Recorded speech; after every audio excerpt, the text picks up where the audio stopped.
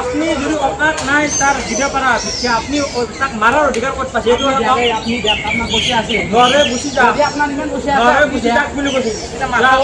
মারামারি নকৰব নৰে বুঝি যাক তো গাইস এই ভিডিওৰ দ্বাৰা আমি আপোনালোক এনেকৈ বুজাব খুজিছো যে কিছুমান ভিখাৰী যে ৰাস্তাৰ পথত বহি থাকে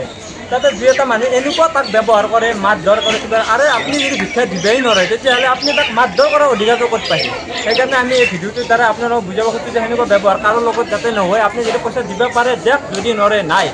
তো এনেকুৱা ব্যৱহাৰ হোৱাটো আমি নিবিচাৰোঁ গতিকে কিবা ক'বা এইটো বিষয় কাৰো লগত হ'ব নালাগে মই এইটো বিচাৰোঁ ধন্যবাদ।